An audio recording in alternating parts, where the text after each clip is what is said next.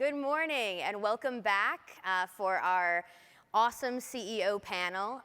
The award-winning CEO panel is always one of the best sessions at MUFSO, and I know that this year will not be any different because this group of executives is absolutely fantastic. The CEO session is sponsored by Avocados from Mexico, who also sponsored our evening award gala, which was wonderful. So without any further ado, let's jump into our panelists. You know, we have companies up here that represent billions and billions of dollars and millions of people fed and millions of employees. And the group here is really creative and innovative and extremely talented. So I'm extremely happy to have a really long session with this group. Please do feel free to send or submit questions. You know, raise your hand. Someone from the MUFSO team will be able to collect them from you. Would love to get some engagement from the audience, particularly for Greg, who does not like to do group questions. You'll be met with stony silence. So let's meet the award winners. So it's Paul Brown, CEO of Arby's, welcome, and Jean Lee, CEO of Darden Restaurants, Greg Flynn, CEO of Flynn Restaurant Group, and the 2016 Operator of the Year. Congratulations. Thank you. Guillermo Perales, CEO of Sun Holdings. Kevin Miles, CEO of Ziosk. Yeah. Zoe's. I did a new job. Kitchen. I did a new job. They don't sponsor this session. And Sally Smith, the CEO of Buffalo Wild Wings, and this year's Norman Award winner. So I'm going to start with a group question because so much of our talk here at MUFSO has been about culture and what that culture means to your employees and what that culture also means to your guests, your brand culture, in addition to your company corporate culture. We just heard David Novak talk about how important recognition is and what that can mean to a company and a company's success. So Greg, as our Operator of the Year, we'll start with you. How do you define company culture and why do you think it's so important? Well, culture is really a body of shared beliefs that translate ultimately into actions and how we view and treat each other. And it's totally essential to our operating model and one of the keys to our success. And you know, our basic mission is to run our restaurants well every day. To repeat myself, how do you do that? You know, especially in casual dining and fast casual like Panera, it's very complicated. And our view is the best way to do it is by having empowered operators on the ground, really trying to recreate the effects of locally owned operations. And so we have what we call market presidents. Think of a state and federal system where, you know, states are run by governors or market presidents, and they really are genuinely empowered to run their business with sensitivity to local conditions, to their peculiar guests and their own staff and their competitors, whatever local regulations or cuisines there may be, within the confines of being part of a brand, of course. And they are supported by the federal component, which is, you know, HR, IT, purchasing, training, admin, finance, you know, everything that is necessary but not nearly sufficient to run restaurants well. The empowerment works and the independence they enjoy works because of a couple of things. We align our interests monetarily. Their comp is profit sharing, but much more importantly, it's equity participation side by side with me in a way that swamps whatever current comp they may get. But the other is the flat structure of the organization and the collaborative nature of decision making. So we can and do put ourselves in a room. In fact, I'm leaving here to go for 3 days up to Washington with all of our senior operators, where we put it all on the table, and we put all the results side by side, and we hash it out as a team of equals, really pulling in the same direction. And then we go back and we implement. And when someone's been part of the process, they understand how you reach the decision you reach, and they execute on it better because they own it in part and they know where it came from. So really ours is a culture of trust. We trust our people to make decisions. We let them make mistakes. And that trust has translated into better results over the year. That's great. Empowerment and trust. That's great. Sally, you have to work with franchisees as well. I mean, not Greg, but others. And so what does that culture, relationship building mean for you? I always think of culture as you know it when you have it, and you know it when you don't. And you can walk into a restaurant, whether it's a franchise or company owned, and you should have that same feeling in meeting employees, in talking with their guests. It extends to your vendors, to all of your suppliers who help you. We talk a lot about, not necessarily about culture, because I don't think it's something that can be forced. It is truly something that's lived. I was talking earlier, or last night, with talking about the importance of selecting the right franchisees for your company, for your system, and because it's a long-term relationship and you want to make sure they understand what you're trying to achieve. And I think it is what you're trying to achieve that drives the culture. And I suppose it could be the other way around, but our goal, and as I said, is that it's the same whether it's a franchise restaurant or a company owned, and our guests shouldn't be able to tell the difference. Yeah, that's good. It's across the board. That's Across nice. the board. And Guillermo, you started your own company, so you're able to really dictate the culture of your company from top to bottom. What does that mean to you? Yeah, I mean, culture is very important, and every time we hire, we have to make sure that that district manager or that person really fits in our culture. I would say we're more of a blend between fully entrepreneurial and fully corporate, and we try to learn from the best and take the best approaches. Like on the entrepreneurial side, let's say we want to be very good in growing the sales, managing the hours, managing the food cost. But then from the corporate side, you have a lot of, let's see how the training goes. And I think we blend those cultures. Sometimes we get a person that is too much corporate, or maybe sometimes too much bureaucracy, and we say, no, it doesn't go. Or maybe the other way. So we try to blend that. And each brand has also a lot of culture that we learn from a lot of brands, and we try to implement the best ideas from different brands, all among all our brands. That's a good point. You have the culture of your own company, but then the culture of the brands that you're working with. That's interesting. Kevin, what about you? You talk a lot about being very people first. What does that mean for Zoe's? Yeah, I believe that we talked a lot about mentorship last night, and I think that's the most important piece is remaining humble, involving the team, empowering the team to help put their thumbprint on Zoe's and grow. I think you can hire great talent out there that doesn't fit the culture, and you want to force it sometimes to go, wow, they really have all the makings and all the chemistry that they should have, or all the makings but not the chemistry. And I think when you empower a team to do the right thing and they become very protective of the brand, and they really stay focused on growing each other, and it's something that we have, as a small company, continue to try to strive to do is teach and educate, teaching them to strive for greatness. We have our core values and beliefs that we believe in, and we get our team to buy off on that. And we do that from the very beginning, from the interview process on, and we talk about it a lot. And it's something that I think you can make all the money in the world, but if you have an unhappy team and a team that's not inspired every day to go out there and make a guest's day different and exceptional, I think it's lost. And so we try to do that even at the 16-year-old hourly cashier. That's the first time. We've spent a lot of time this year.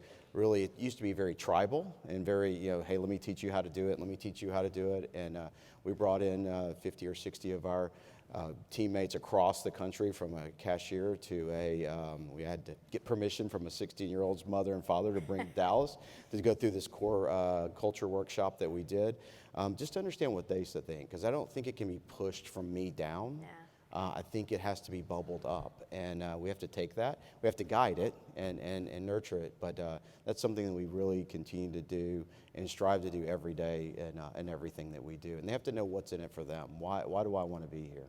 That's a really good point. Yeah, because they have to match their own values with the values you have. Otherwise, Absolutely. it doesn't necessarily work. Yeah, Sally? I have one thing to add. Kevin mentioned about the employees helping protect the culture. I think your guests help protect the culture as well, whether through their comments back to you.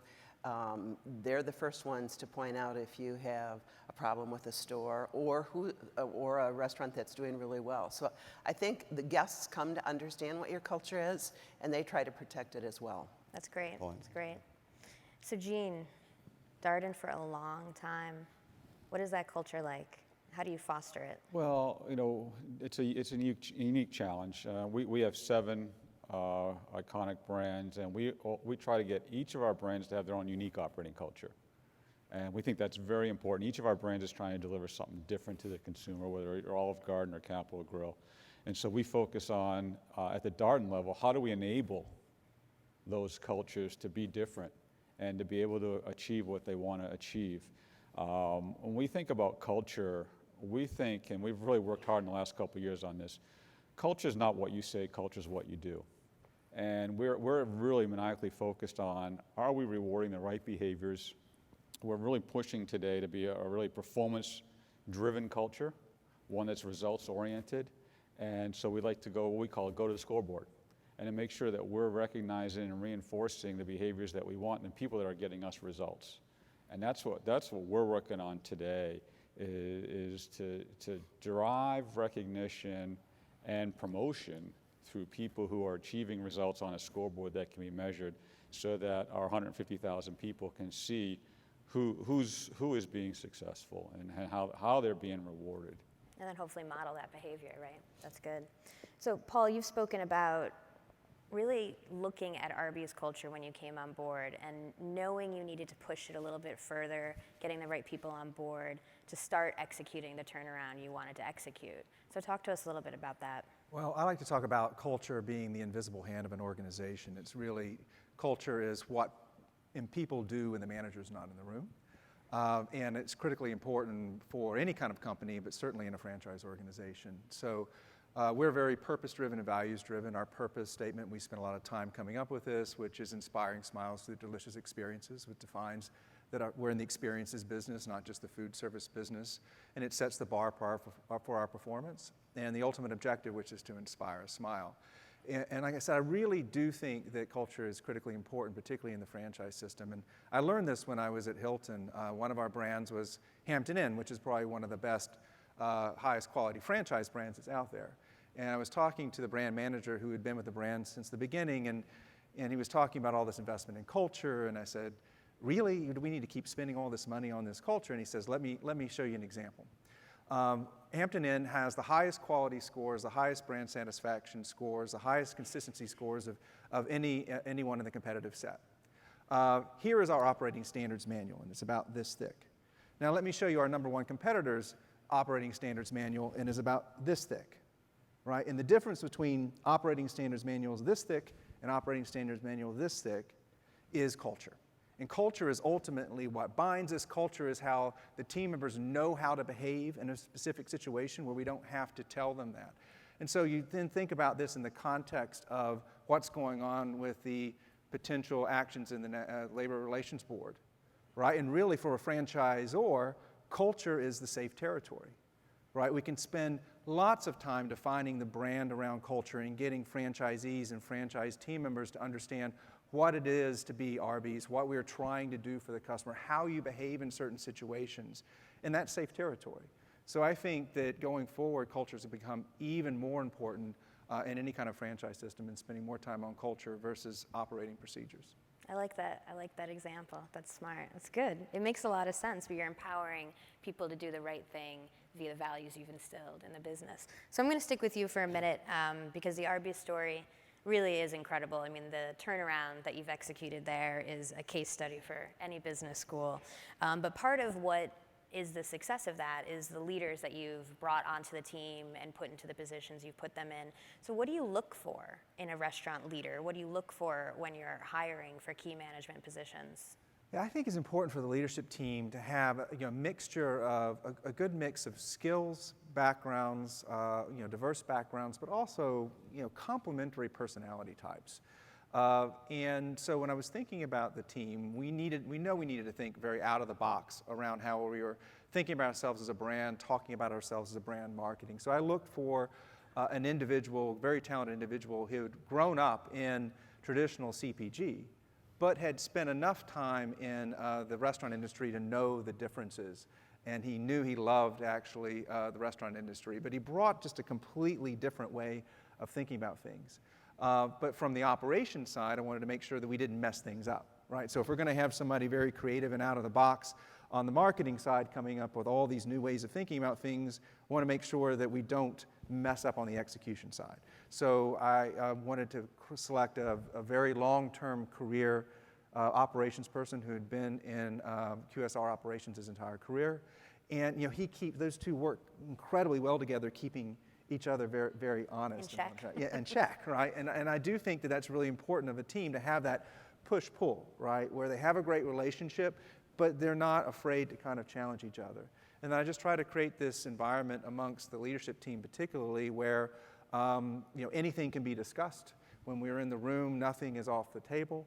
But when we leave the room, right, we're all aligned and presenting a uniform face to the company. Nice. And you've also said you look for athletes, not like real athletes, but people who feel like they have that perseverance to keep going. Is that something else? Yeah, I like to look for, when I do interviews, on people that can do the next thing. So you can go about it two ways, right? You can look at, say, well, if I look at this resume, this individual has done everything that I need them to do in the past, right? And so you can almost predict what they're going to do in the new situation, right? Or you can look for individuals that show the tendencies, the behavioral-based interviewing, to say, this individual has the talent to show the potential to do this, and they have behaved in certain situations the way that I would like them to behave in these future situations. So you hire a little bit more for the athlete, if you will, versus for the person who checks every single box from the experience side. And like I said, I wouldn't want to build the entire team off of a bunch of individuals who haven't done the job before, but if you find that right balance between a few of the real athletes that are going to take some risks, and then the individuals who are good athletes but have shown the ability to do that particular job and put them together and get them to work as a group, as a real team, then it can be quite powerful. That's awesome. Are you nodding, or would you like to add, Greg? No, nothing. You're good? Okay, Yeah, just want to make sure. I thought that was know? a brilliant answer. Yeah, totally, right? So part of the success at Arby's, obviously, has been focused on the customer and the consumer. And many people had written the brand off. Obviously not you, and obviously not Rourke Capital, but who purchased Arby's. Well, how long ago was that? It was 2011, Okay, July okay. 4th, actually. Excellent. So part of it was this laser focus on who your customer is. And you didn't want to be everything to everyone. You really doubled down on your customer. How did you do that? And then how do you market to them today? Well, the first was figuring out where we wanted to position the brand and looking back at where the brand had historically been successful. And where the brand has historically been successful is when it wasn't trying to be a direct competitor with the QSR burger players, but it also didn't move too high. And over the years, if you look at Arby's, it had gone back and forth between pivoting too close to QSR burger, and then it had kind of overcorrected and tried to go too upscale. And so it found the right space, and this is where it played when it was founded 53 years ago, was in this middle ground between QSR and what we now call fast casual. And then starting to look at that, really the differentiating factor for Arby's has really been about the protein and the differences. It was too tightly defined around roast beef, but if you broaden that, it could be more about deli, and we call it deli-inspired delicious internally. And then you take that to the next level, and we said really the differentiating factor should be around what we actually serve and the quality of the proteins themselves. And so that kind of led us to go straight to about meat. And it was a little bit of a risky position. I remember when the ad agency, we were talking to them about this, we had already told them what our positioning is, and they went in the back of the restaurant and saw the meats that we serve, and they pulled it out and they said, this is what we need to be talking about because nobody's talking about this. And so we went straight at being about the proteins. And then we defined our customers around those people that like to eat meat. Right? And if you think about it, while we're the 18th largest QSR brand, we're still a very, very small share. Right? It's a very big market. So we could go laser focused about people that like to eat meat. And we're protein junkies, either protein junkies because they like to work out, or protein junkies because they are workers and construction workers, and then people that like nice combinations off that. So we just are all about people that like meat. And it's created this clarity. And I said last night, and you also need to know who your customer is not. And so by definition, if we're about people that like meat, we're not about people that don't like meat. And that's fine. There's nothing wrong with that, but they're just not our target. And that's let us just have a lot of fun with it. Let us do things like vegetarian hotline, and let us do let us do things like hunters and those kind of things that we wouldn't have been able to do if we just weren't laser focused. We have the meats. We have the means. It's a great campaign. That's really helpful. There's a lot of emerging brands in here that struggle with volume, so I think sometimes there's that whole notion of the menu veto vote, right? But it's kind of refreshing to hear that you're just do the targeted math, in that. right? It's a $600 billion industry, right? So even if you are a $3 billion brand, right, you don't have to get that big of a share of the industry, right? I mean, it's big for us if we increase $200 or $300 million worth of business shifts to the brand. That's a really, really big year. That's a very, very small percentage. So I think this is a great industry because it is so large that you can pick a lane and go for it and go hard. Nice. Guillermo, you had something to add? Yeah, I'd like to add something to that. I mean, we've been in Arby's only a few years, right after Rourke bought it, and they kind of began refranchising. And I think it's been a great success story for us. I mean, we're up over 30% since we bought the stores. Wow. And every time we've been remodeling, it's 30, 35%, 40% up, and this new look is amazing. So the new look combined with the meats marketing and the extra marketing because the sales are higher has been great. So I hope that keeps going north for a while, and it's been a great story. Yeah, it really has. And the marketing's incredible. A little bit about social media, because some of the work that Arby's has done on social media has been really incredible, funny, irreverent. How did you get there? Well, we stumbled our way there a little bit. I mean, it started with Pharrell's hat, and that was, what we had done before that is we said social media is going to be very important for us. As much as we spend on marketing, it is a fraction of what a lot of the other big brands spend. So we need to figure out how to do this, and the way to do this is act in the moment. You've got to empower your team members to act in the moment, give them the tools they need to do that. And when Pharrell came out on the stage, and our then manager of social media, he's been promoted a couple of times, so stay away from him, but our then manager of social media, in the moment, sent out this tweet that at the time was the largest corporate tweet, and we said, hey, there's something here. And then we got in a dialogue with him, and so we said, there's something, people are resonating to Arby's because it's kind of Arby's doing it, right? It wouldn't have been as funny if it were a brand that you would expect to do it, but it was kind of unexpected. So we kept playing into this. And what's working for us now is that we have found certain subcultures that we've gone after in a cultural way. Subcultures be gamers or hunters or people that like other kind of pop culture. And then we try to start conversations related to this event that is going on within this particular subculture that's not necessarily directly related to come eat at Arby's, but it kind of injects our brand in the conversation in a very fun way that only people that really understand that subculture would know. So I have no idea what half of our tweets mean. My CMO, who's much younger than I am, has no idea what half of our tweets mean. But we're clear on which customer segments we're going after, and then we hire people that know those customer segments and are part of that customer segment, and they know how to have a conversation with them.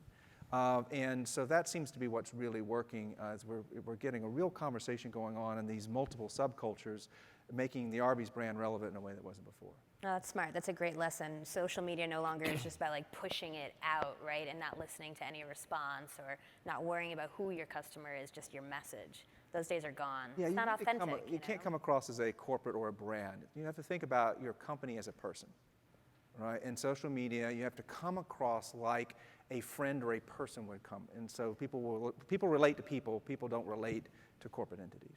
That's great. Well, congratulations on the success. That was great. So Greg, we're going to move on to you next. Get ready. Congrats again on Operator of the Year. So you're a true entrepreneur, and I love the story of how you started as a fruit salesman in your neighborhood at 10 years old.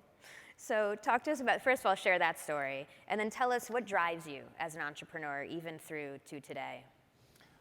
That story is of my first sort of business that made me any real money.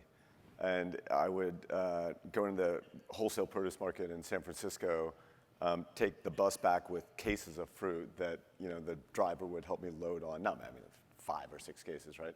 And then I'd go door to door in my little hometown with a wagon and sell the fruit. And what it taught me is that it didn't so much matter if I was selling a product that people actually wanted. It was the context of the sale. I mean, these women, and they were all women, these housewives, would buy this because a kid showed up with a wagon. Right? And they're not going to say no in that context.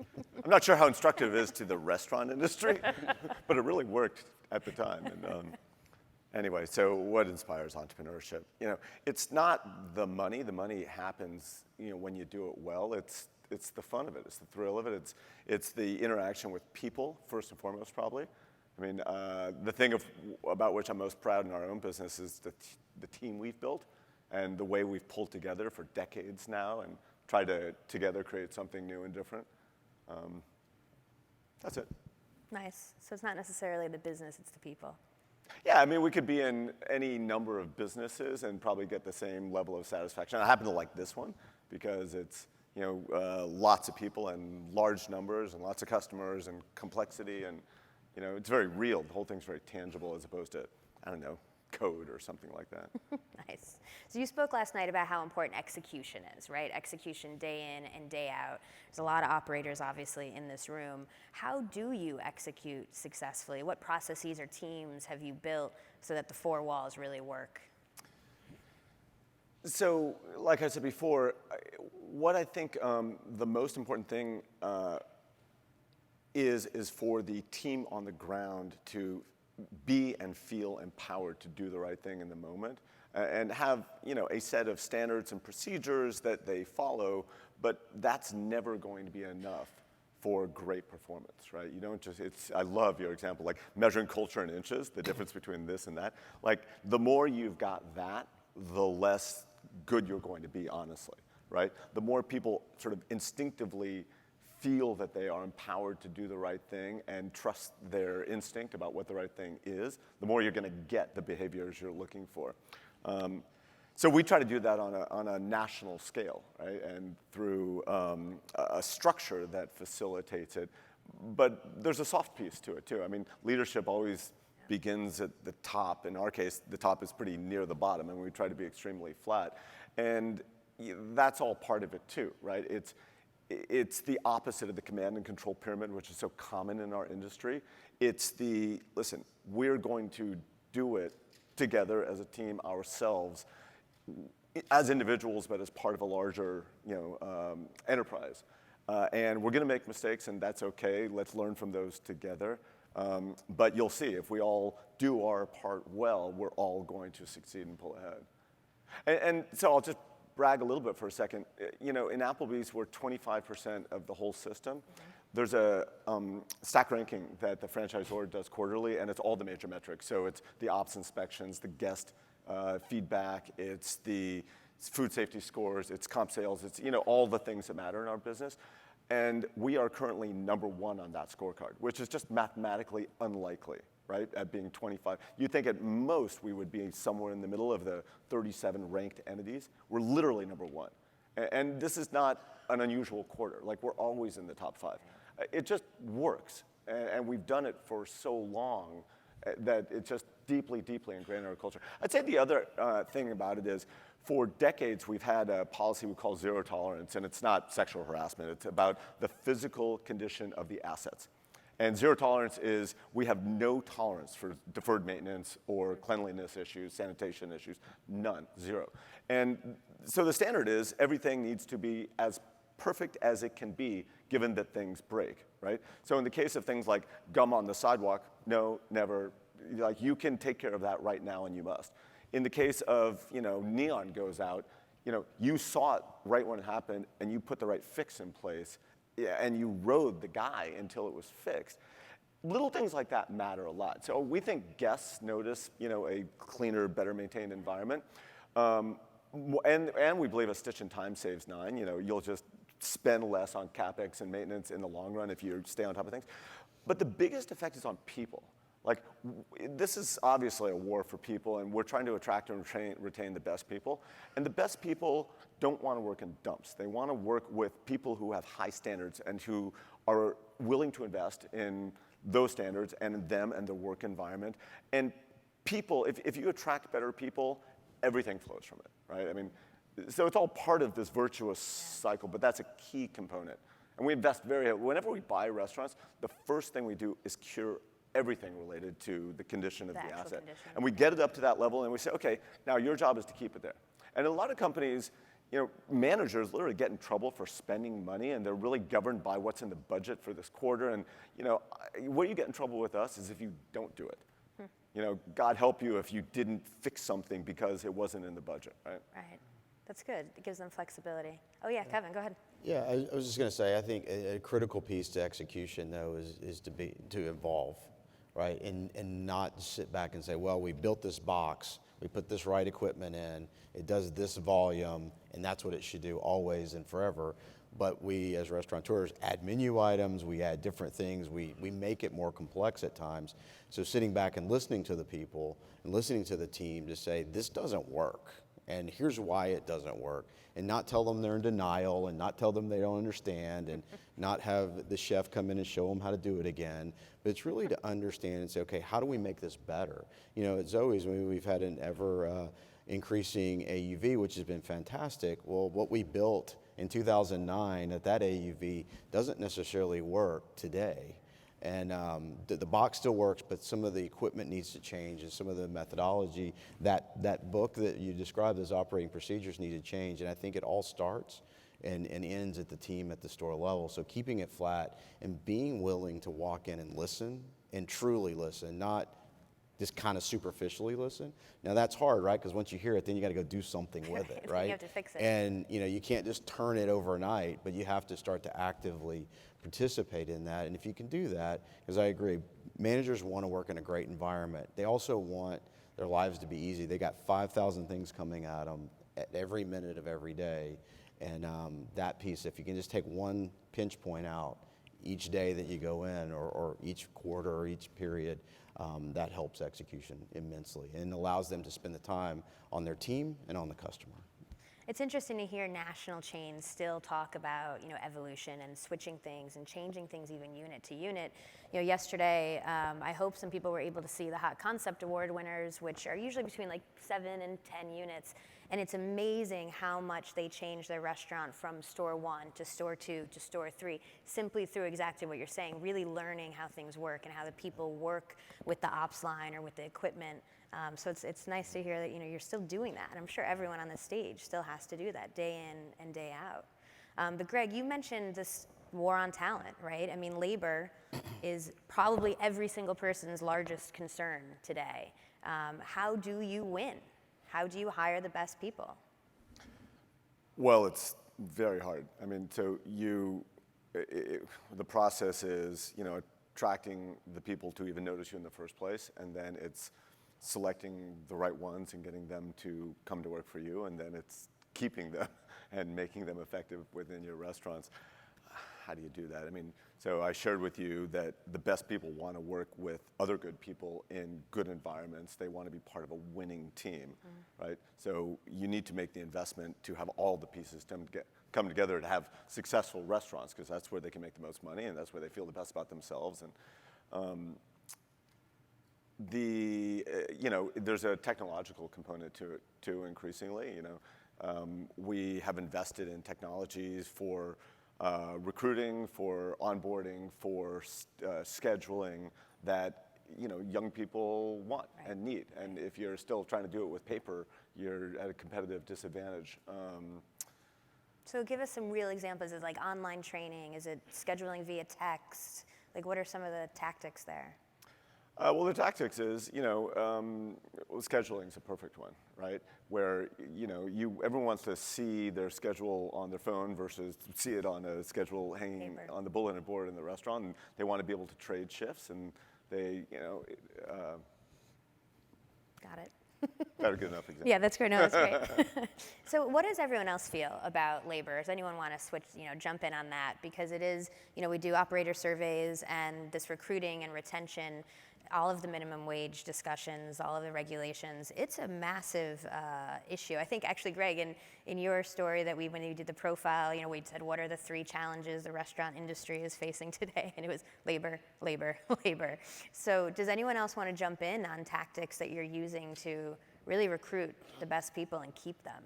On recruiting, I mean, we've looked, and the number one channel for recruiting is referrals from existing team members. And in fact, if you look at the employees that do the best are the ones that actually were referred from existing team members. And so we're spending a lot of time on that.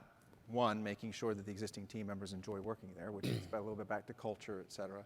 But also we're looking at even incentives and some other mechanisms to make it easier for team members to refer. But we think that's the best. There are obviously other channels we're working on, technology-based, et cetera. But to us, over half of our team members come through referrals of other team members. And so that's where we're spending a lot of our time. That's good. Sally? I'd say there's two things. I think, one, it's really important to understand why people leave you. So have a good process for understanding, some turnover you want, but the turnover you don't want, you really need to find out why they're leaving you. I think the other thing that we try to do is look at those stores that have very low turnover. And what are they doing? And assuming that they're not just keeping people that shouldn't be there, but their guest scores are great, their sales and profits are great. So learning from those, and sometimes it comes down to a region. You have a very strong regional manager who across the board has low turnover. And then sharing that and having that operator tell others what they're doing. It can come from the home office all day long, but if it comes from the words and the mouth of the people that are in the field, the rest of the organization will listen. And you often find that it is keeping teams together.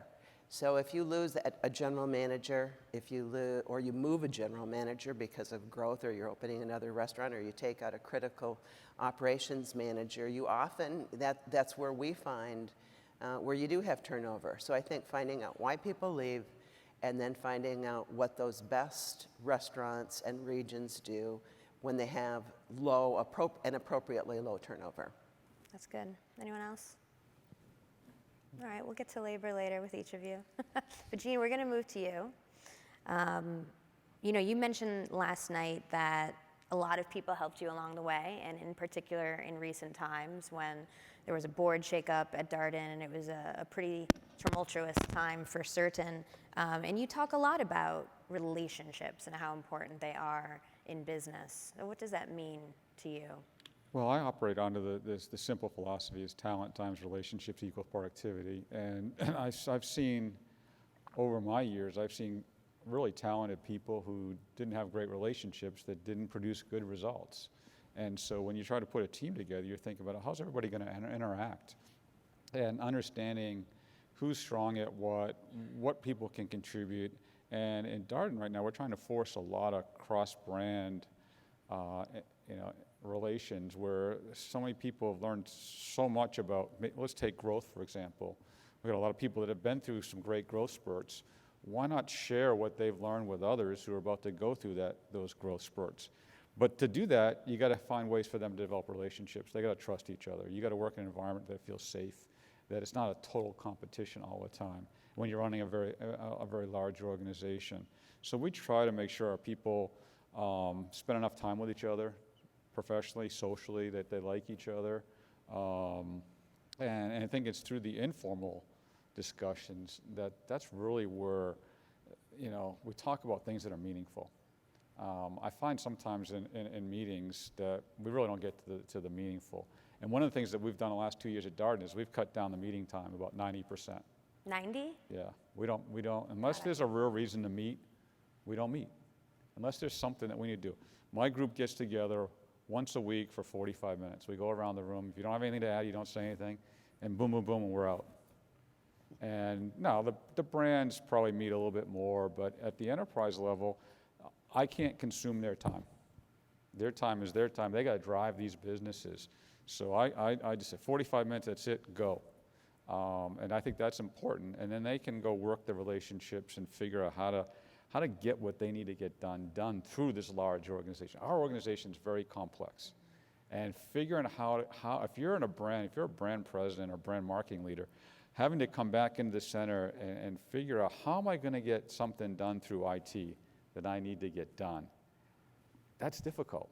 Yeah. But it's all about relationships. That's great. I want to cut my meetings down by 90%. You have to ask yourself, what are you getting done on these meetings? Yeah. What's the purpose? And so I find a lot of leaders just like to have them for themselves, so that they can get information and stuff. It's like, you know, I look at the enterprise level and say, I don't want to be a burden to our brand presidents. They've got big businesses to run. Any burden the enterprise puts on them gets in their way. Yeah, that's awesome. That's smart. You had said in one of when we spoke to you for the award, you know, casual dining it's been tough, right? Sales have been, you know, eaten from a lot of the fast casual groups that are here, actually. But you said you want to double down. You know, you said I want to put the full back into full service. So talk a little bit about what that means. Yeah, I think that we've taken too much of the service element out. At my heart, I'm a restaurateur, and I believe that service is an important part. People come to us to be served. And I think the pressure from labor and for profitability, we've gone to the area of the restaurant that doesn't cost us a whole lot to staff, and we've looked for efficiencies that we probably shouldn't have taken out. And so when I talk about putting the full back into full service, I think there was this proliferation of fast casual that's come into the industry, has grown rapidly, taken share from casual dining. People were going there because they weren't getting something from us in casual dining that they wanted. And they were willing to actually go pay more money for maybe a little higher quality product in some instances, but no service. And they actually said, I would prefer to pay more, not to have the interaction with the service staff, and move on. And that's when I went to our team and said, we've got to double down. We've got to put the full back into full service. And if they're going to come in for this experience, they need to receive full service, which is, for a casual dining consumer, is maybe different for each one. Mm-hmm. We all have these books with our 9, 10, 11, 12 steps of service, whatever. We try to make people formulaically follow that. I think that's a huge mistake. So I think each guest wants something different when they come into your restaurant. We need to train our servers to recognize what that guest needs and wants, and then deliver on that. And we need to continue to invest from a service standpoint, and that's not a place that we need to be taking money out. We need to give guests more of what they want. And so we're doubling down on that. Yeah. And we use our luxury brands as inspiration for what we're trying to do in casual. Can we get to some point of the service level that we can deliver in a Capital Grille or an Eddie V's in our casual brands? Can a server deliver something emotionally to that guest? I talk a lot about how do we re-energize the guests when they come into our building. They come see us for 1 hour. Their lives are difficult. They're time constrained. When they come to us, they can't be hassled. It's got to be a seamless experience. That's fantastic. I mean, it's when you really think about what a guest is doing, they're spending their time and their money with you. But how do you teach or foster that notion of hospitality? I mean, I'm glad you mentioned that the higher end you're trying to learn from. Are there any specific training programs that you're doing? Well, yes, but let me first start and say it doesn't cost us any more money to have our servers be nice. Okay. All right? It doesn't cost us any more money to have them interact with the guests. So I think it starts with, who do you hire as a server, right? Do you hire people? I walk into restaurants all the time, and I'm like, I haven't seen that server smile in 90 minutes. They probably didn't smile in their interview. What were you thinking when you hired that person? They're not going to be someone's going to do this job well. And so we got to hire the right people. Then we got to, and Greg talked, we got to give them the tools. The tools, we've got to ask them to do a reasonable job, whether that's taking care of 3 or 4 tables, and let them be them.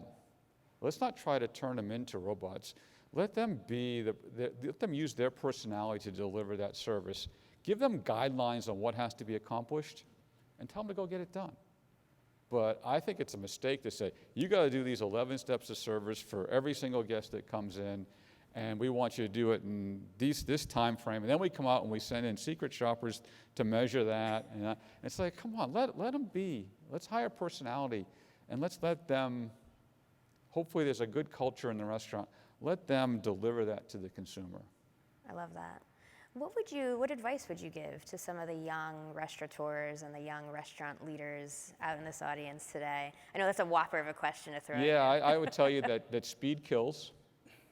All right, speed will kill you, And if you got a small chain and you want to try to grow it responsibly. We're talking about, employee turnover. We don't recognize every time we move a general manager from one restaurant to another, that's the same as turnover. And we need to spend a lot more time on general manager succession. We spend a lot of time. We try to have someone in the unit for 60 days before the GM moves on, so that there's a seamless transition there. So I think about speed and manage that effectively. I would say every decision that you make, you have to be able to tell yourself how the guest wins in that decision. If the guest doesn't win, don't do it. All right? We make so many decisions in this business that feel good tomorrow, but 90 days from now will be terrible. And the industry is littered with those decisions. Make investments in your business, and over time, profits will come. That would be my concept. That's great. No, that's great. Thank you. So, Kevin, I'm going to jump to you. And you led Zoe's through a really successful IPO in, when was that? 2014, right? So there may not be a lot of companies in here that are ready to do an IPO, right? But everyone has to raise capital, right? And everyone has to answer to multiple stakeholders while also running their business. So what advice can you give in terms of how you do capital raising and manage a business? Yeah, I think great team first. You have to have leaders that can lead when you're out raising capital, or we're doing a roadshow or what, as we speak with investors. So, and empowering that team to make those tough decisions. And it's very similar to what Gene says, not trying to make short-sighted decisions, especially now as a public company, and staying the course of what we believe in and what's got us here, and I think everyone in the room can remember an experience that they had around a meal. And whether it's a full-service meal, or it's a meal at home, or it's in fast casual, and I think it's critically important to stay to that. We elevated our service back in 2009. We used to have our customers bus tables like fast casual did, and we added silverware and plates and beer and wine, and don't make them bus tables any longer, and just to give that extra moment and that experience. So I think that's critically important. I mean, we're building Zoe's for the long term. We're not building it for tomorrow. We're not building it for next quarter. And finding investors that believe in that, whether it's private equity investors or it's the public market. I think it's truly, you've got to have that partnership. And we're newly minted public company, and obviously you can't control who invests in the stock and who doesn't, but you can definitely be out there talking to the right investors and explaining and telling the story, and I think that is such a critical piece. And then while you're out doing that, you have that team that's really laser focused on the growth and the team and continuing to move the company forward. Yeah, that separation is key. Sal, you've actually mentioned that before too, that you have to deal with the analysts and you have to deal with Wall Street, and building a really strong team can help manage the business then. Is that how it kind of works for you as well? Absolutely, and one of the things that I'd also say, as you're thinking about it, try to focus on the long term. That's really my job, and helping investors understand what the long term looks like. But I think it's also important to ask your shareholders what they're looking for. Are you providing the kind of information that they need? Obviously, you have to be consider Reg FD so that they don't have information that somebody else doesn't. But what would help them understand the business better? And spending enough time with them. I think it's also, if you're out on the road or meeting with shareholders, you also have to have a connection back to what's happening. So be able to call in and find out, I don't want to say answers to questions, but stay very connected. You need to also use your time very wisely. So limit the number, be very thoughtful in how much time you spend with shareholders as well, and use it to the best extent possible. That's great, thank you. So Kevin, you're also growing really fast. right? And what are the actually was just speaking to a member of the attendants or the attendee who was at 10, and now he's at 20, and he's going to 34, and he's 40. That's this is fast-paced growth, at which you have done as well. So what are some of the challenges you faced, and how did you navigate through that fast pace? Yeah, very, very similar to as Gene was saying, it can get squirrely really quickly. Not saying we've done everything perfect by any means. We've learned our lessons along the way. We have grown. It's been at a very fast clip, but we've tried to put in some processes early on, specifically around the manpower piece. I had great partners with our private equity firm that said, we're going to invest in talent, we're going to train that talent, and we're going to carry a lot of managers so they learn the system and they learn the culture and they learn what our expectations are.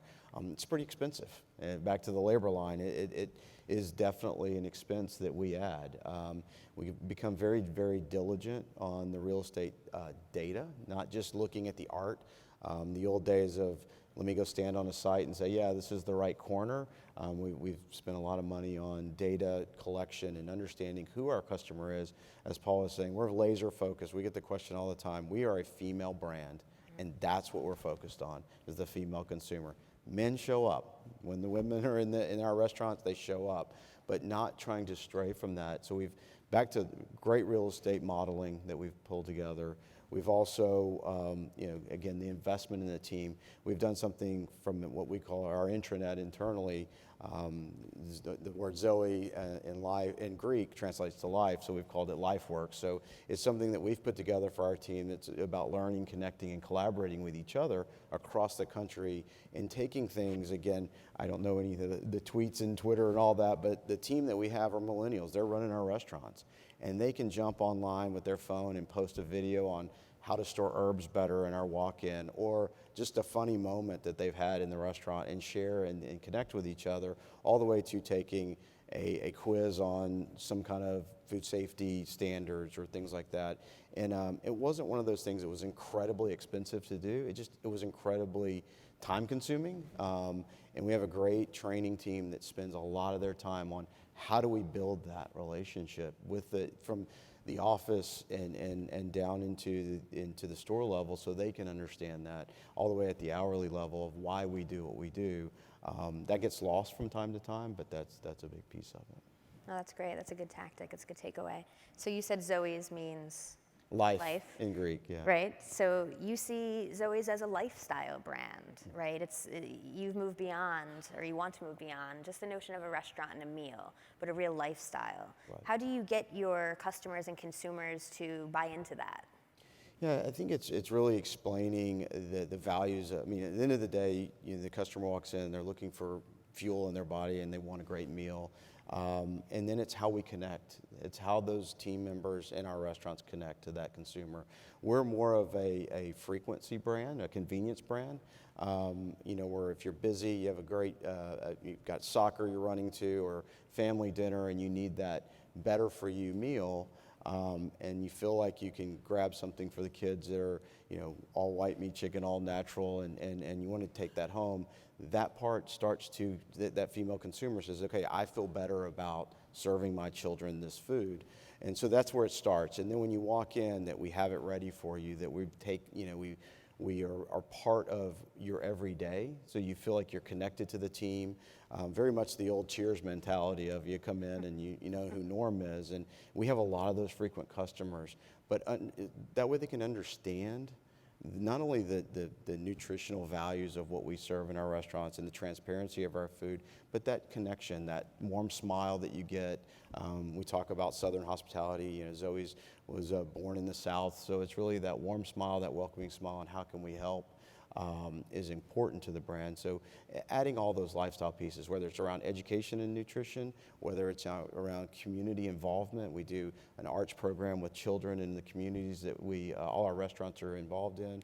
We participate in all those communities. So it's not just come in, eat, and leave. It's how do we integrate in the fabric of each community around each of our locations. And that's what makes restaurants unique, right? Is that they can actually be a part of the community much more than the can. Absolutely. When you do that, the customer really, Sally said earlier, is the customer wants you to win.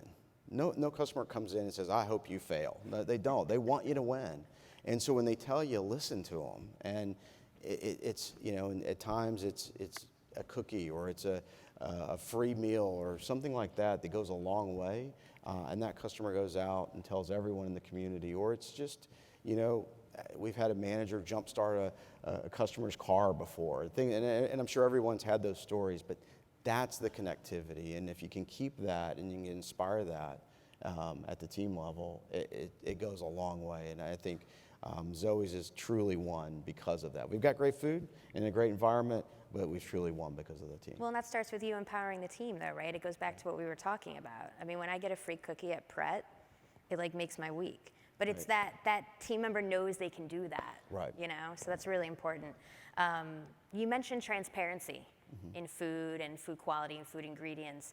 Do you see that? I mean, well, obviously you do because you're banking on it, but as a trend that will only become more in demand from consumers today?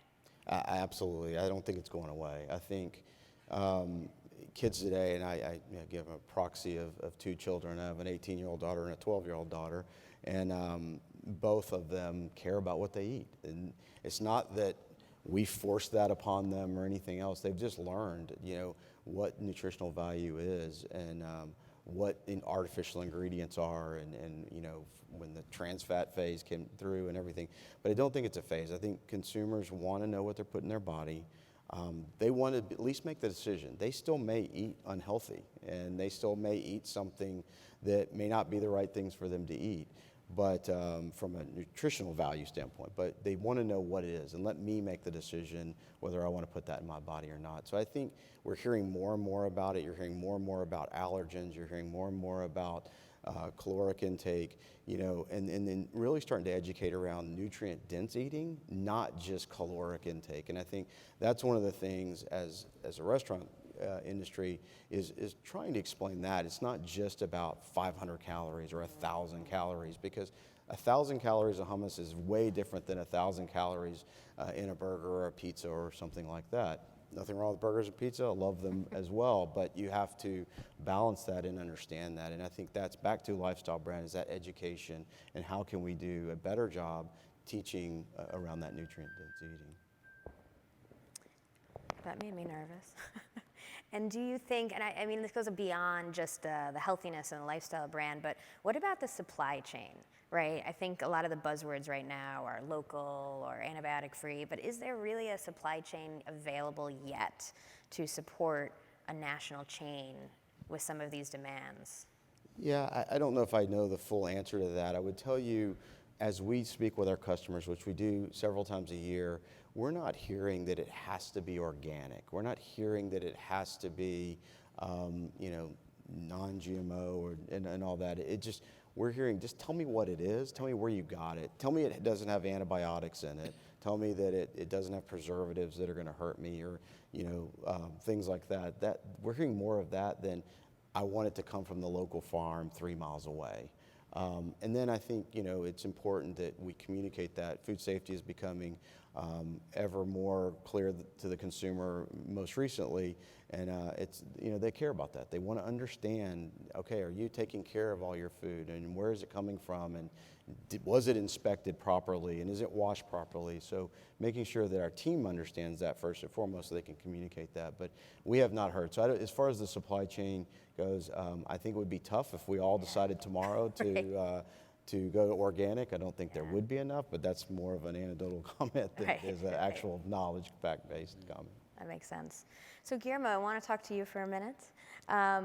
Kevin mentioned being a part of the community, right, which many restaurants are. And you mentioned last night scholarships program that you put forth through Sun Holdings.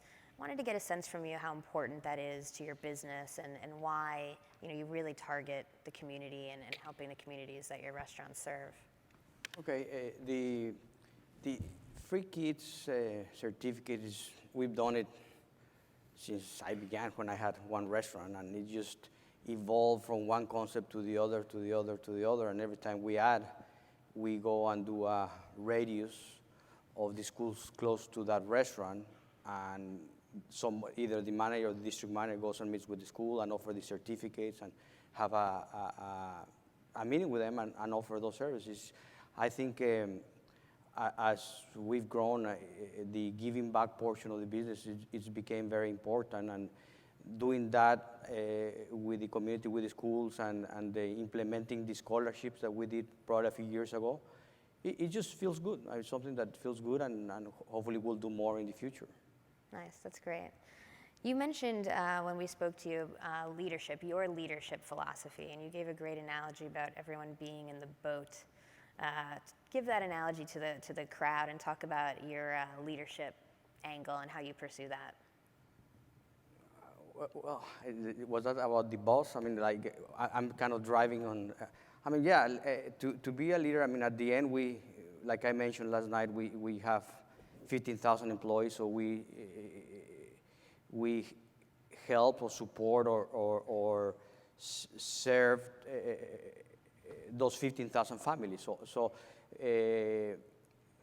I'm driving this boat that always, I mean, I feel that we have a diversification so we can keep growing, and our goal is always being grow, either organically or acquisitions, and it's been the same since day one, and I'm kind of feel like I'm the captain of the ship, driving, moving forward, and always looking for the next opportunity. I mean, and probably Greg feels the same because he's grown a lot more than me.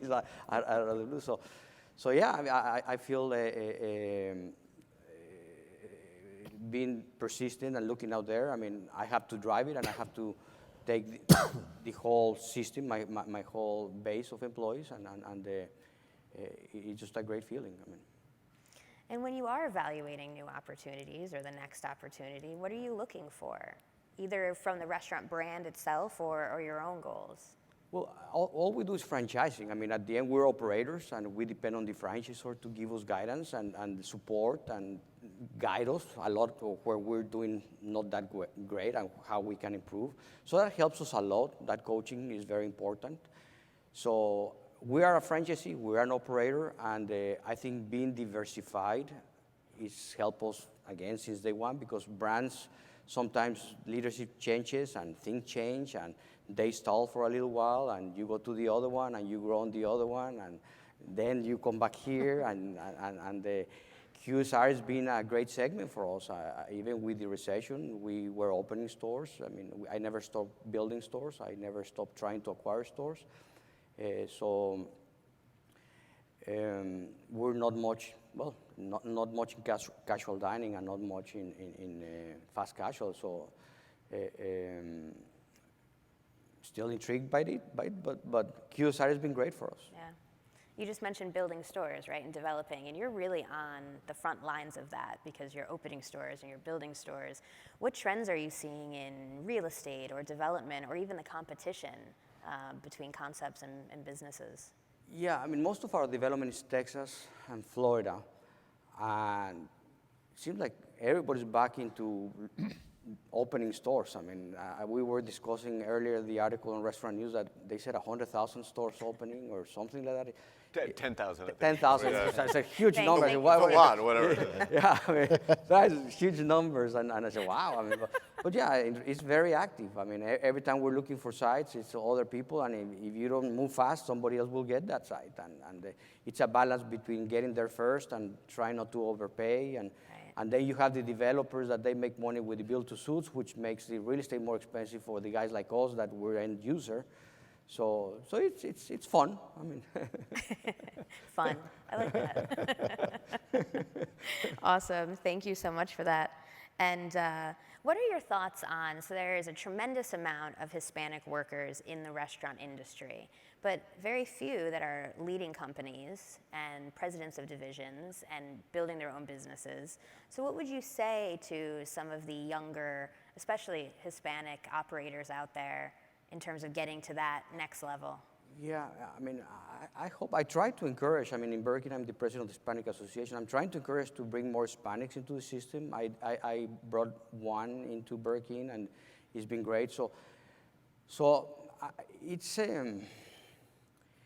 tough to jump when you don't know to swim. I mean, it's tough to jump, right?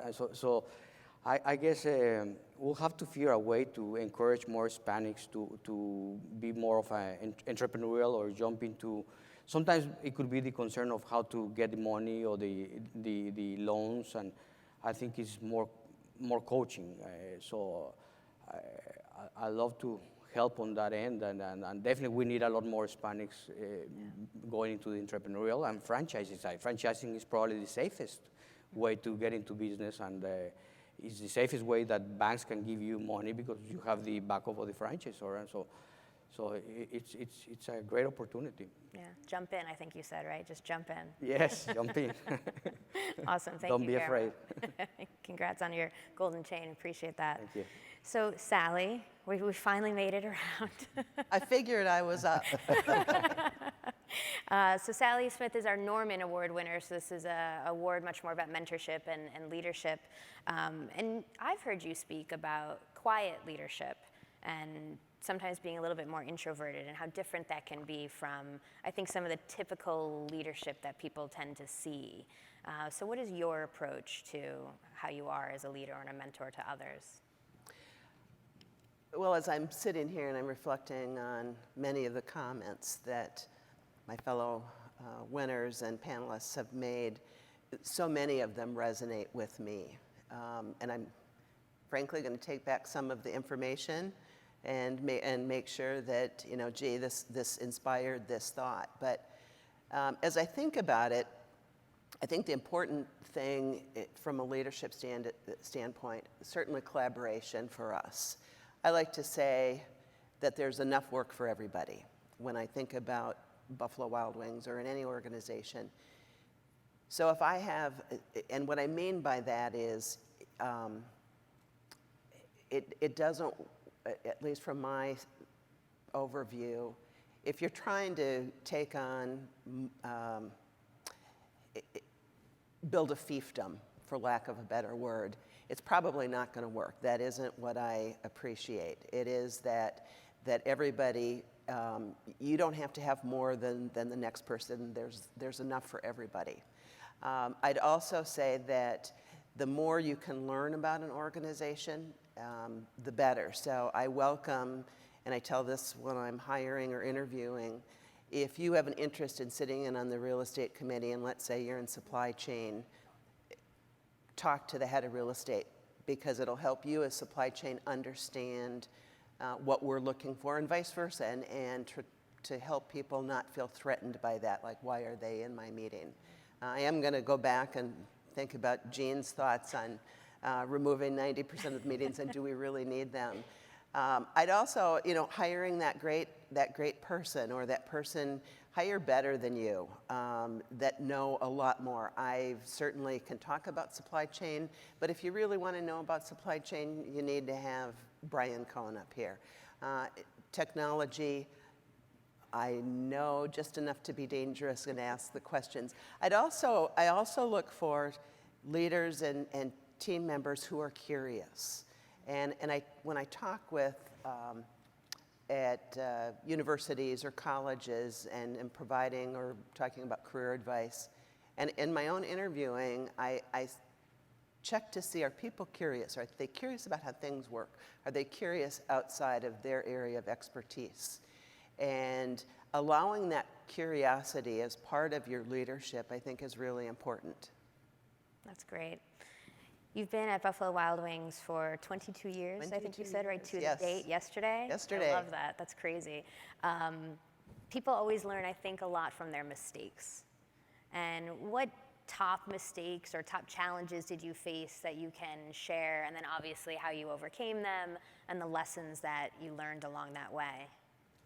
Oh, there have been so many. And I try to share those when I'm out talking. But, I think one that really, and this resonates a little bit to what Jean was talking about, is about go slowly. And I think it was the early 2000s, and we attempted to open, there's a couple things. We attempted to open 4 new markets for us in the same year.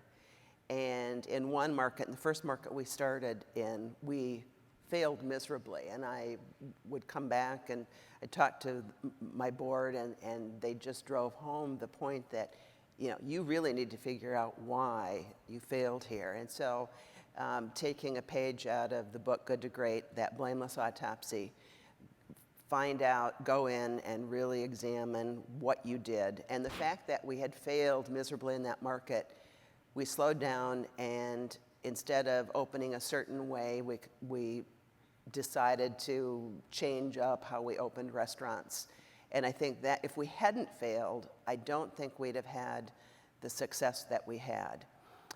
I think the other thing is, and again, this is a page from Good to Great, not only do you have to have the right people, you have to have them in the right seats. Mm-hmm. And as hard as it is to part company with people, when you realize that this isn't a fit for the culture or the rest of the organization, be it at the restaurant level or at the home office, helping that person move on, I think, is really, really critical. And I think it's a hard thing to do.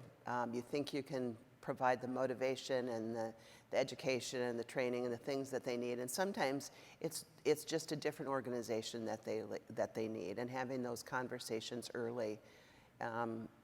I ask other leaders that same thing. What do you wish you had done differently? And they almost all talk about getting the right people in the right seats. Makes sense.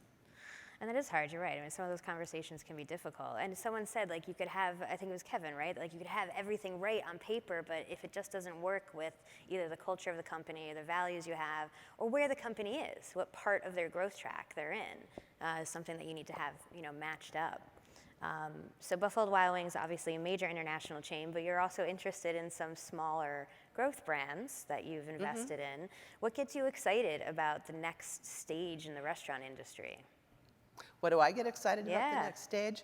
Well, I think there's a couple of things. So we've invested in a couple of small brands, and that was just a thought that perhaps there was an entrepreneur out there who had a dream of being the next Olive Garden or Buffalo Wild Wings. And we thought we had some leadership capabilities and the lessons that we learned along the way, the what not to do as well as the what to, hopefully to do, that we could bring. I'm excited about the industry because it is, we will meet the challenges, whether it's the labor challenge, whether it's the clean labels. I serve on the board of a manufacturing company. I was going to add something when Kevin was talking, when we were talking actually about supply chain. And I think your vendors and suppliers are really at the forefront of providing you with the kind of food that the consumer is demanding. I'm excited that there are entrepreneurs out there thinking about new ways in how to, in food, in technology, and it's still the industry, I think, of opportunity where you can start as a greeter or in the heart of the house and end up running a division, or in the case, we have someone who started as a server and he heads our international operations. It is truly the opportunities, I think, that makes me excited about the industry. Yeah, that's great. I actually did want to ask everyone on that. I mean, this is an industry that you can start as, an hourly worker and absolutely go to the top, C-suite. And that doesn't happen in other industries, probably in any other industry, to be honest. So what gets you excited about that in terms of what the industry should mean to the economy and what it should mean to the country, as opposed to always being targeted? Is there a message that we're the most missing? misunderstood industry out there? I mean, we're the target of a lot of ridicule, and we provide people opportunities that no other industry can. And my big fear is that through legislation that we're going to cut off access to people who may have not have figured it out by when they're 17, 18 years old, and we're not going to have the same jobs available to them in 5 years. And someone like myself, who was a lost kid at 18, won't have the opportunity to become part of a family. And no one recognizes what we do for society. We teach people how to show up to work on time. We teach them how to behave. We teach them how to serve, and we give them basic skills that helps them the rest of life. Over 50% of the people in our country have worked inside a restaurant. those opportunities could go away if we're going to continue to legislate the way we're going to legislate. And that's what scares me. What gets me excited about the industry is I think the competitive nature today, it's making us all get better. And there's going to be some creative destruction. And there's a lot of people out there with new young brands that are going to put pressure on the bigger brands. And I think that creative destruction is going to be incredibly exciting. But let's face it, we're going to see the onslaught of robots, artificial intelligence. That's all going to have great impact on our business going forward. And we're going to see more change in our industry in the next 10 years than we've seen in the last 30. And if we're not ready to lead through that, we're going to be in trouble. Now, don't ask me what that change is, because I don't know, but I just know it's going to change dramatically. Anyone other thoughts on that? That's come up for the last 3 days in every session. I'd love to what's jump in on that. It's a next? subject that I care a lot about. I've always thought it was supremely ironic when restaurant jobs are characterized as dead-end jobs, right? That, you're flipping burgers for the minimum wage. No one can support a family on that. We provide more real paths to upward mobility than any other industry. I mean, if you start out flipping burgers at the minimum wage and you show up on time and you're clean and you're responsible and you just do what you're asked, I mean, you'll be an assistant manager within a year probably, and you'll be a general manager within 4 years, at which point you really can support a family, and you can be a regional manager within 10 years. And it's a career path which is so predictable with minimal requirements. I can't think of another industry that realistically delivers on upward mobility better than our industry. And so every time, San Francisco where I live, or California where, raises the minimum wage to $15 an hour, they're just raising the bottom rung of the ladder and keeping that many more people from getting their foot on it.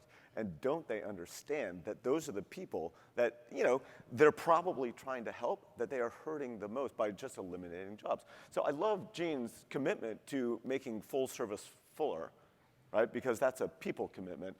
And we think the same way in Applebee's. I tell you, in Taco Bell, we are thinking day and night, how do we eliminate hours?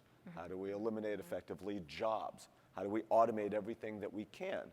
Right? I mean, because it's a different experience. You're not looking for a people experience first and foremost and that kind of, and when it goes from $7.25 to 10 to 12 to 15, it's just that much more expensive. Just like any cost input, as the cost rises, you try to divert your resources in other directions. I mean, we can't underestimate, society shouldn't underestimate the value of that first rung on the ladder. Whether you end up going up the ladder in the industry or not. My first job with a paycheck was at 15 years old working on the back line of McDonald's. And I learned more about all those elements of it. I didn't stay in the industry, I came back to the industry. But it shaped me more as a teenager than anything I did, quite honestly. And I still talk about it, and in fact, it was part of the conversations around getting into college, et cetera. And I think taking away the ability to, take a little bit of risk with the 16-year-old or 17-year-old who, needs it. But, the more expensive, more difficult, the more barriers we put in place for any industry, particularly this one, taking the chances on someone and to give them that opportunity is just not the right way to go. Yeah, I think we have to, as an industry, you just said it, so many people start as a 15-year-old, 16-year-old, back of the house, front of the house, and one day I'm going to be fill in the blank. It's not one day I'm going to be a manager or one day I'm going to be an executive. It's I'm going to go on to do something else. And I think we as an industry should and would challenge all of us to lean into those folks, those young 16-year-olds, because they are the future. They are the ones that will be sitting in this panel. And it's a great industry, and it's a great, fun business. I mean, some of my dearest friends, probably all of my dearest friends are in this industry. And it can be a wonderful career and a great way to raise your family and to have a lifestyle that can afford you so much. But at 16, if no one ever does that to you, you're going to get out of the industry. And I don't care if you work at a mom and pop restaurant or you work in a major chain, if we can get managers to look and identify that great talent and not let them walk out the door, sure, they may go off to college. And as Sally said, speaking at colleges and showing that finance major what the restaurant space can be for them. It can be fantastic. And I think it's our responsibility as an industry to keep promoting that and not not being apologetic. And I think sometimes we're way too apologetic about the industry that I love, that we love here. And I think if we can show kids what this industry can be, we'll have an unlimited amount of talent that's out there. Yeah. Yeah, I couldn't agree more. I mean, it's critical. I mean, I was going to mention a little bit more in my speech last night, but it's getting too much into politics that franchisors and franchises, I mean, we need to educate more the legislators in Washington because they're really hurting a lot of the businesses with what they're doing, and they don't know. I mean, one of the things that we do with our employees, I mean, if we were to start at $15, it just gets much tougher because we try to increase them very often as they learn different positions in the restaurant. So every position, they get a raise. So we keep giving them raises, and they have that carrot, and they like it, and they're good. Then they go to an assistant manager, but in 6-8 months, and they could be a manager in a year. We do it in the QSR a lot faster. I mean, they could become a very good manager in a year. They could become a district manager in 2 years in the QSR because if they're, I mean, we provide a lot of opportunities. So I just don't know how we all can get together and really address Washington so they can understand what we're doing because they don't seem to understand. Well, especially because we have good alternative tools to apply to the problem. And so the sentiment underlying raising the minimum wage is we want to help the poor, right? It's this presumption that every job needs to provide a living wage, especially for the people in the greatest need. And so if you raise it, it's going to help the poor, which almost demonstrably doesn't happen, right? Because it eliminates the jobs for those very people. But the earned income tax credit works beautifully, right? And how do we talk positively about how we get traction on that? Another would be a training wage. You know, many European countries have, they've bifurcated between living wage jobs and entry-level jobs. Makes all the sense in the world to me, right? You can help someone get their foot on the ladder, you know, and have a path to a living wage, right, without eliminating those jobs. Sally, thank you for opening that door because I'm glad we stepped through it. You're welcome. Appreciate that. I think we could have had the entire 75 minutes talking about the challenges and the opportunities that the industry faces. Yeah, it really is an impressive industry. I'm obviously not in the restaurant industry, but watching it, it's incredible. So we are indeed out of time. But Sally, I wanted to give you a closing word as our Norman winner on what piece of advice you would really give to some of the young entrepreneurs and restaurant leaders out here. Well, so I talked, one of the words I use is be curious. So continue learning is probably the one piece of advice that encompasses curiosity and encompasses reading. There's always something to learn. I learned something from the other 5 up here today, and I will take back pieces of it. That, for me, has been instrumental in my life, and it is what I talk about with both of our employees and young people just entering the workforce, and younger than that. Never stop learning. Oh, that's great. Well, and this is what this panel is here for all of the attendees here, is to learn from this great group of leaders, and we really appreciate your time, and congrats again. And will you please join me in a round of applause for all of the insights we took today?